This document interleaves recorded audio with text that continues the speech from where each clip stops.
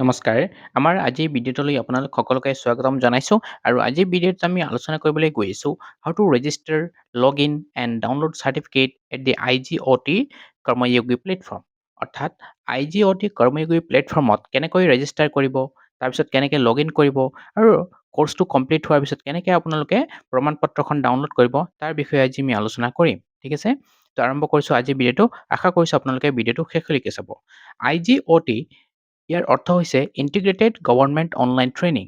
এইটো ভাৰত চৰকাৰৰ দ্বাৰা উন্নীত কৰা এটা বিস্তৃত ডিজিটেল প্লেটফৰ্ম, যাক সাধাৰণতে IGOT কৰ্ময়োগী বুলি কোৱা হয়, যাৰ লক্ষ্য হৈছে চৰকাৰী কৰ্মচাৰী আৰু আগশাৰীৰ কৰ্মীসকলৰ দক্ষতা উন্নয়ন কৰা।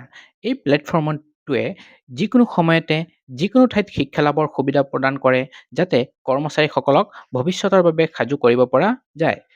এক সুনিৰ্বাচিত অনলাইন পাঠ্যক্ৰমসমূহৰ জৰিয়তে। ঠিক আছে? তো এইখিনি আছিলে ইয়াৰ উদ্দেশ্য। এতিয়া আমি কেনেকৈ এপটো ডাউনলোড কৰিম আৰু বাকী প্ৰচেছখিনি কৰিম আলোচনা কৰিম। ঠিক আছে? এই এপটো ডাউনলোড কৰিবৰ কাৰণে আপোনালোকে পোনপ্ৰথমে গুগল প্লে ষ্টৰত গৈ ইয়াতে ছাৰ্চ বটনত IGOT কৰ্ময়োগী বুলি ছাৰ্চ কৰিব। ছাৰ্চ কৰাৰ পিছত আপোনালোকে ইয়াতে ইনষ্টল বুলি লিখা দেখিব, তাতে ইনষ্টলত ক্লিক কৰি দিব। ঠিক আছে? ইনষ্টল হোৱাৰ পিছত আপোনালোকে এনেকুৱা এখন ইণ্টাৰফেচ দেখা পাব, য'ত লিখা থাকিব অপেন। আপোনালোকে অপেনত ক্লিক কৰি দিব। তাৰপিছত আপোনালোকে আন এখন ইণ্টাৰফেচ দেখা পাব, সেইখন হ'ল এনেকুৱা ধৰণৰ আন এখন ইণ্টাৰফেচ দেখা পাব। ইয়াতে আপোনালোকে দুটা অপশ্যন পাব, এটা হ'ল চাইন ইন, আন এটা হ'ল ৰেজিষ্টাৰ। যদি আপোনালোকে আগতে ৰেজিষ্টাৰ কৰি থোৱা আছে, তেতিয়াহ'লে আপোনালোকে চাইন ইনত ক্লিক কৰিব আৰু যদি আপোনালোক নিউ হয় এই এপটোৰ কাৰণে, তেতিয়াহ'লে ৰেজিষ্টাৰত ক্লিক কৰিব। ৰেজিষ্টাৰত ক্লিক কৰাৰ পিছত আপোনালোকৰ আগত আন এখন ইণ্টাৰফেচ আহিব, তাতে কিছুমান ডেটা ভৰাব লাগিব। সেই ডেটাখিনি কি লাগিব এতিয়া আমি চাম। ৰেজিষ্টাৰ কৰিবলৈ আপোনালোকৰ হাতত তিনিটা অপশ্যন আছে। তাৰে প্ৰথমটো হ'ল লিংক ৰেজিষ্ট্ৰেশ্যন। লিংক ৰেজিষ্ট্ৰেশ্যনটো আপোনালোকৰ নিশ্চয় ডিপাৰ্টমেণ্টৰ ফালৰ পৰা আপোনালোকক প্ৰদান কৰা হৈছে। সেই লিংকটো ইয়াতে যদি পেষ্ট কৰি দিয়ে, পেষ্ট কৰি আপোনালোকে ৰেজিষ্টাৰ কৰি দিব, ধুনীয়াকৈ হৈ যাব। আন এটা উপায় হ'ল স্কেন QR। QR কোডো এটা আপোনালোকক ডিপাৰ্টমেণ্টৰ ফালৰ পৰা অলৰেডি দিয়া হৈছে। তাত আপোনালোকে ক্লিক কৰিলেও ধুনীয়াকৈ কৰিব পাৰিব। থাৰ্ড অপশ্যনটো হৈছে যদি আপোনালোকৰ তাত লিংকো নাই বা QR কোডটো নাই, তেতিয়াহ'লে আপোনালোকে কি কৰিব, থাৰ্ড অপশ্যনত ক্লিক কৰিব। ইয়াতে লিখাই আছে, if you know your organization name correctly, please click here to register। আপোনালোকে নিজে নিজে ৰেজিষ্টাৰ কৰিব পাৰিব। তাৰ কাৰণে কিছুমান ডেটা আকৌ ফিল আপ কৰিব লাগিব। সেইখিনি কি আমি নেক্সট ইণ্টাৰফেচত চাম। ইয়াতে আপোনালোকে দুটা অপশ্যন পাব, এটা চেণ্টাৰ, এটা হ'ল ষ্টেট। আপোনালোকে ষ্টেটত ক্লিক কৰিব। তাৰপিছত আপোনালোকে নিজৰ ষ্টেটটো চিলেক্ট কৰি ল'ব, দেন ডিপাৰ্টমেণ্ট চিলেক্ট কৰিব ল'ব, একেদৰে অৰ্গেনাইজেশ্যন, দেন ডেজিগনেশ্যন আৰু একেবাৰে শেষত আপোনালোকৰ নিজৰ ইমেইলটো দি নেক্সটত ক্লিক কৰি দিব। তাৰপিছত আপোনালোকৰ যিটো ৰেচপেক্টিভ ইমেইল দিব, তাতে এটা লিংক আহিব আৰু OTP আহিব। সেইটো আপোনালোকে দিয়াৰ পিছত লগে লগে ৰেজিষ্টাৰ হৈ যাব। তাৰপিছত আপোনালোকে আকৌ ওপৰত একেবাৰে বেক বটনটোত ক্লিক কৰি তাতে লগ ইন কৰিব পাৰিব। ঠিক আছে? এইখিনি আছিলে ৰেজিষ্ট্ৰেশ্যনৰ বিষয়ে। এতিয়া আপোনালোকৰ ৰেজিষ্টাৰ হৈ গ'ল। এতিয়া কি কৰিব আপোনালোকে চাইন ইন, বা যিসকলৰ আগৰ পৰা অলৰেডি ৰেজিষ্টাৰ হৈ আছে তেওঁলোকেও কি কৰিব লাগিব, চাইন ইন কৰিব লাগিব। তাৰ কাৰণে আপোনালোকে চাইন ইনত ক্লিক কৰিব। চাইন ইনত ক্লিক কৰাৰ পিছত আন এখন ইণ্টাৰফেচ আহিব। তাতে আপোনালোকৰ দুটা প্ৰচেছত লগ ইন কৰিব পাৰে। প্ৰথমটো হ'ল লগ ইন উইথ পাছৱৰ্ড। যদি আপোনালোকৰ ইমেইলটো আৰু পাছৱৰ্ডটো জানা আছে, তেতিয়াহ'লে ইমেইল আৰু পাছৱৰ্ডটো দি তাৰপিছত তলত এটা চেক বক্স আছে, তাতে I am not a robot বুলি ক্লিক কৰি দিব। ক্লিক কৰি লগ ইনত ক্লিক কৰি দিলেই আপোনালোকৰ লগ ইন হৈ যাব। আৰু আন এটা উপায় হ'ল লগ ইন উইথ OTP। সেইটোহে ভাল। যদি আপোনালোকৰ পাছৱৰ্ডটো মনত নাই, ধুনীয়াকৈ লগ ইন উইথ OTPত ক্লিক কৰিব। ক্লিক কৰি ইয়াতে আপোনালোকৰ নিজৰ মোবাইল নাম্বাৰটো দিব। মোবাইল নাম্বাৰত দি ৰিকুৱেষ্ট OTPত ক্লিক কৰিব। তাৰপিছত আপোনালোকৰ মোবাইলত এটা OTP আহিব। সেই OTPটো ছাবমিট কৰিবৰ কাৰণে আন এখন ইণ্টাৰফেচ দেখা পাব। সেইখন হ'ল এনেকুৱা ধৰণৰ। ইয়াতে আপোনালোকে নিজৰ মোবাইলত যিটো OTP আহিছে, সেইটো ইয়াতে টাইপ কৰিব।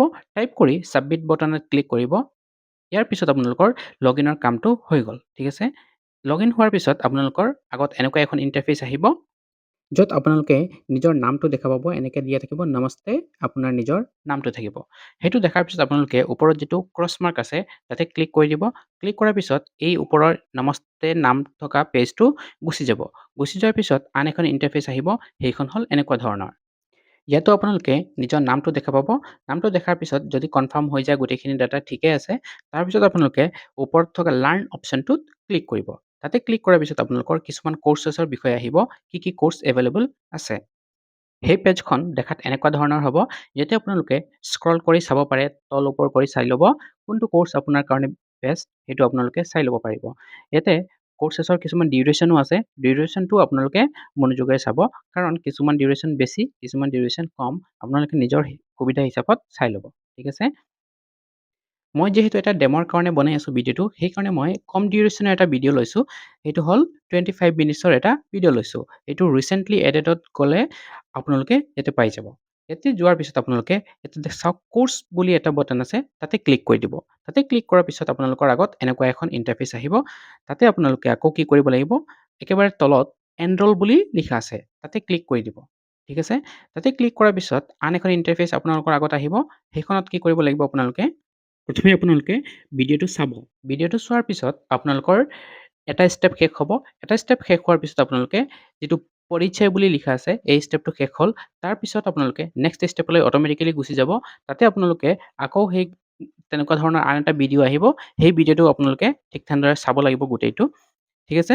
চোৱাৰ পিছত আপোনালোকৰ আগত এনেকুৱা এখন পেজ আহিব, য'ত লিখা থাকিব অপেন এছেচমেণ্ট। ইয়াতে আপোনালোকে ক্লিক কৰি দিব।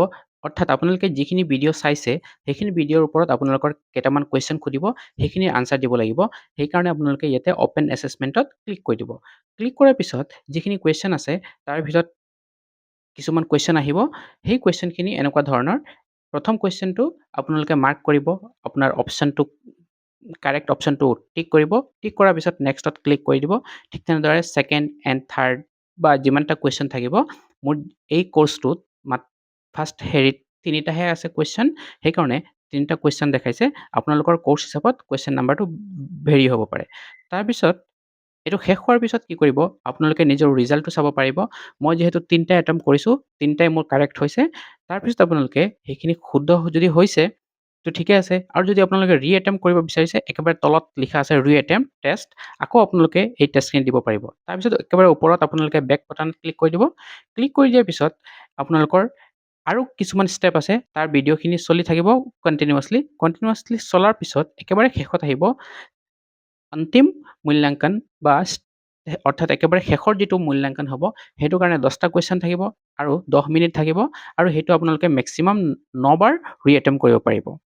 এই এছেচমেণ্টটোত এপিয়াৰ হ'বৰ কাৰণে আপোনালোকে ষ্টাৰ্ট এছেচমেণ্টত ক্লিক কৰি দিব। ক্লিক কৰি দিয়াৰ পিছত আপোনালোকৰ আগত আগৰ নিচিনা ইয়াতে কৈছে 10টা কুৱেশ্যন আছে, সেই 10টা কুৱেশ্যন আহিব আৰু তাৰ আনচাৰ দিয়াৰ পিছত আপোনালোকৰ আগত এনেকুৱা এখন ৰিজাল্ট শ্বীট আহিব, য'ত আপুনি কিমানটা কাৰেক্ট কৰিছে, কিমানটা ৰং হৈছে, বা আপুনি এটেম্প্ট কৰিব বিচাৰিছে নেকি, সেই গোটেইখিনি ডাটা ইয়াতে পাই যাব। ঠিক আছে? এইখিনি কৰাৰ পিছত আপোনালোকে আকৌ ওপৰত একেবাৰে যিটো লেফ্ট কৰ্নাৰত আছে, তাতে বেক বাটনটোত ক্লিক কৰি দিব। ক্লিক কৰি দিয়াৰ পিছত আপোনালোকে এনেকুৱা এখন ইণ্টাৰফেচ দেখা পাব, য'ত লিখা থাকিব কংগ্ৰেচুলেশ্যনছ অন কমপ্লিটিং। অৰ্থাৎ আপোনাৰ কোৰ্চটো কমপ্লিট হৈ গ'ল। ঠিক আছে? এতিয়া আপুনি কি কৰিব লাগিব, নেক্সট ষ্টেপত আপোনাৰ কোৰ্চটো শেষ হৈ গ'ল। এতিয়া আপোনাৰ কাম হ'ল চাৰ্টিফিকেটখন ডাউনলোড কৰা। চাৰ্টিফিকেটখন ডাউনলোড কৰিবৰ কাৰণে ইয়াতে লিখা আছে kindly be patient, the certificate generation normally takes up to 24 hours. অৰ্থাৎ 24 ঘণ্টামান সময় লাগিব পাৰে। সেইকাৰণে আপোনালোকক পেচেঞ্চত থাকিব দিছে। তাৰপিছত আপোনালোকে বেক বাটনত ক্লিক কৰি দিব। বেক বাটনত ক্লিক কৰি দিয়াৰ পিছত আপোনালোকৰ যিটো হোম পেজ আহি যাব, হোম পেজত গৈ আকৌ আপোনালোকে একেবাৰে তলত চাওক মাই লাৰ্ণিং বোলা এটা অপশ্যন আছে, তাতে ক্লিক কৰিব। তাতে ক্লিক কৰাৰ পিছত আপোনালোকৰ ইন প্ৰগ্ৰেছ আৰু কমপ্লিটেড বোলা দুটা অপশ্যন আহিব কণ্টেণ্টৰ।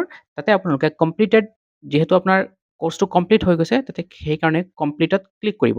তাৰপিছত ইয়াতে আৰু এটা তলত কাম কৰিব লাগিব, আপোনালোকে চাওক লিখা আছে টেক ছাৰ্ভে টু আনলক। অৰ্থাৎ আনলক কৰিবৰ কাৰণে আপোনালোকে এই ছাৰ্ভেটো এটেম্প্ট কৰিব লাগিব। এই ছাৰ্ভেটো কিনো এতিয়া আমি ছাৰ্ভেখিনি চাম। ঠিক আছে? ছাৰ্ভেত আছে আপোনালোকৰ এনেকুৱা ধৰণৰ, প্ৰথমে কৈছে to download your certificate please complete this mandatory survey. এইটো মেণ্ডেটৰী হয়, এইটো আপুনি কৰিবই লাগিব। নকৰাকৈ আপোনালোকৰ চাৰ্টিফিকেটখন ডাউনলোড নহয়।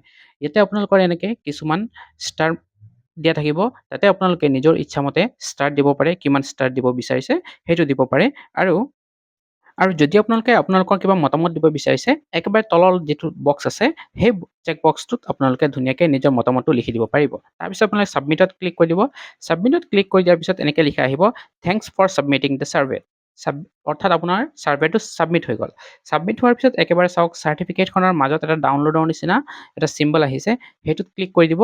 ক্লিক কৰি দিয়াৰ পিছত আপোনালোকৰ আন এখন ইণ্টাৰফেচ আহিব, য'ৰ পৰা নেকি আপোনালোকে নিজৰ চাৰ্টিফিকেটখন ডাউনলোড কৰিব পাৰিব। সেইখন হ'ল এনেকুৱা ধৰণৰ। ইয়াতে চাওক এই যিটো ডাউনলোডৰ অপশ্যন আছে ওপৰত তাতে ক্লিক কৰি দিব। ক্লিক কৰি দিয়াৰ পিছত আপোনালোকৰ নিজৰ চাৰ্টিফিকেটখন ডাউনলোড হৈ যাব। চাৰ্টিফিকেটখন হ'ব এনেকুৱা ধৰণৰ। এইখন আপোনালোকে নিজৰ ফিউচাৰ ৰেফাৰেঞ্চৰ কাৰণে, ভৱিষ্যতৰ ৰেফাৰেঞ্চৰ কাৰণে আপোনালোকে ধুনীয়াকৈ ৰাখি দিব। ঠিক আছে? তো এইখিনিয়ে আছিলে আমাৰ আজিৰ আলোচনাৰ বিষয়বস্তু। আশা কৰিছোঁ আপোনালোকে ভিডিঅ'টো শেষলৈকে চাইছে। ভিডিঅ'টো ভাল লাগিলে বন্ধু বান্ধৱীৰ লগত ভিডিঅ'টো শ্বেয়াৰ কৰি দিব আৰু চেনেলটো ছাবস্ক্ৰাইব কৰি দিব। আজিৰ ভিডিঅ'টো ইয়াতেই সামৰিছোঁ। ধন্যবাদ।